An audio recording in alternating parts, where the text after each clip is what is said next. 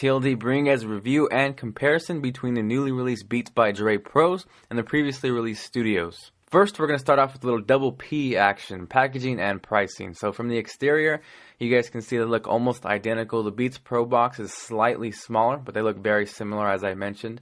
Now pricing, the Beats Pros come in at $399, so about $400, whereas the Beats Studios come in at just under $300 at $299.99.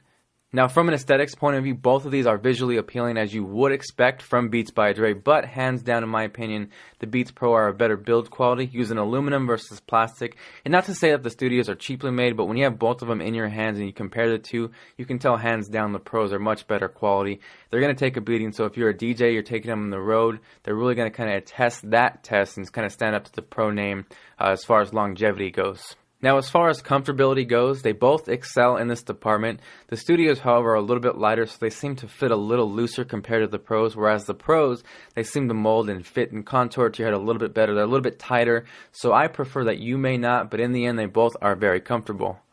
As we get into features, there's a few things with the Pros that set them apart, in my opinion, compared to the Studios. One of them being that they don't run on batteries. So A, you're not going to run through batteries, you're going to save a little bit of money. And B, you're not going to have any sound degradation once the batteries start to lose power.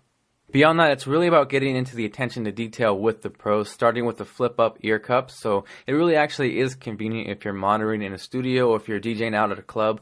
You can actually flip up the ear can without having to take the whole headphones off. Another really cool feature with the Pros is the ability to daisy chain headphones, which really isn't appealing to the everyday user, but if you're in a studio and you don't have access to a headphone amp, you can actually daisy chain these headphones, plug in another set, and you're going to hear the same mix as you would on the Beats Pro. So that's really handy, and I did find that extremely useful. Now, both the Beats Pros and the Studios both have detachable audio cables, which is a plus in case anything happens to that. You replace the cable, not the headphones. However, the Beats Pros do have a lock, which gives you a much more secure feel, and I really digged the fact that they included a coil cable with the Beats Pros compared to the Studios. So features, build quality, right now the Beats Pros are in my favor, but as far as sound goes, I want to be honest with you guys.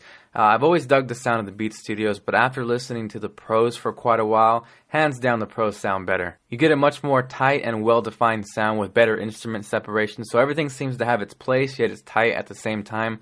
And after going back to the Studios, it just kind of feels not only loose literally, but the music tends to feel loose and not as tight as the Pros. So in my opinion, really if you're going to drop $300 on the Studios, if you're looking for a Pro set of headphones, go up to the Pros. And if you're the everyday user, go to the Solo HDs and spend maybe $150 to $200 on those set of headphones. That's going to better benefit you in the end run. So I hope you guys enjoyed this video. Hope it helped you guys out a little bit as far as your buying decision goes. I'll see you guys in the next video. If you enjoyed this video, use the new YouTube features, share this on Facebook and Twitter, and I'll see you guys next time.